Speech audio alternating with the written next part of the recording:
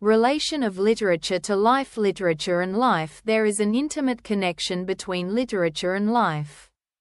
It is, in fact, life which is the subject matter of literature. Life provides the raw material on which literature imposes an artistic form. Literature, as we defined in the previous section, is the communication of the writer's experience of life. But this connection between literature and life is not so simple as it seems. Problem. Discuss.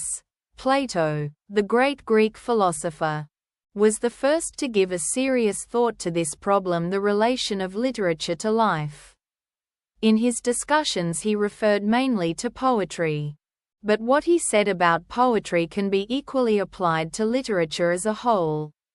He regarded poetry as a mere imitation of life, and thus he condemned the poets. His opposition to poetry was based on his theory of knowledge. According to him, true reality consists in the ideas of things, of which individual objects are but reflections or imitations.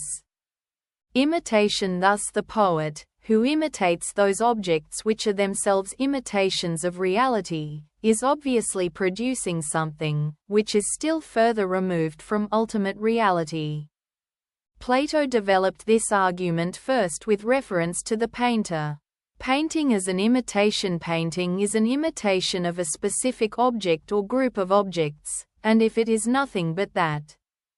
If reality lies not in individual objects but in general ideas or forms, then, from the point of view of the philosopher, whose main interest is in apprehending reality, the painter is not doing anything particularly valuable.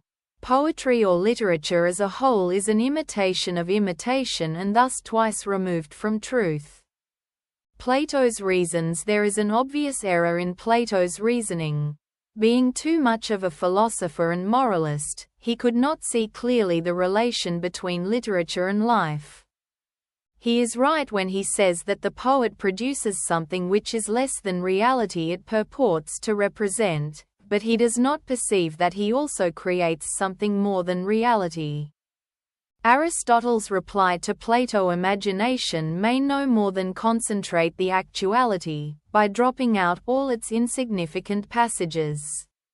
But that will be enough to make the resultant poetry, or literature, something different from the copy of the world which Plato's condemnation assumed it to be. This was Aristotle's reply to Plato. Art or literature is not a slavish imitation of reality twice removed from truth. Truth. The poet is concerned with truth but not the truth of the analyst, the historian, or the photographer.